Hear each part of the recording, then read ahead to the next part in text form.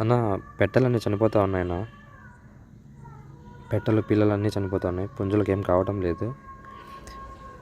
ఎలా చనిపోతున్నాయంటే 2 రోజులుగా మెత్తగా ఉంటున్నాయి. వంకర చేసుకొని మెడ చనిపోతున్నాయి, గిలగిలా కొట్టుకొని. మందు దీనికి ఏంటో ఇచ్చారు. వెటనరీ డాక్టర్ దగ్గరికి వెళ్తే అవి ఏం పని చేయలేదు. తర్వాత మళ్ళీ ప్రైవేట్లో హాస్పిటల్కి వెళ్ళి అదే మందుల షాప్కి వెళ్ళి తీసుకొస్తే ఇది ఇచ్చాడు. ఇది మార్నింగ్ మాత్రమే వేసాను ఒకదానికి, ఇంకొకదానికి వేయలేదు. అయినా చనిపోతూ ఉన్నాయి. ఇంతకుముందు కూడా చాలా పెట్టెలు చనిపోయాయి. ఓన్లీ పెట్టెలు మాత్రమే చనిపోతున్నాయి. 35 పెట్టెల దాకా చనిపోయాయి. నాటుకోళ్ళ ఫామ్ పెట్టాలనుకుంటున్నాను, అందరికీ తెలుసు మన సబ్స్క్రైబర్లకి.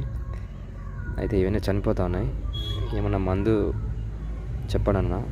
ఇప్పుడు కూడా ఎందుకు తీశానంటే ఈ ఇది వచ్చేసి 6 సంవత్సరాలుగా నా దగ్గరే ఉంది. ఇది పెద్ద కోడి,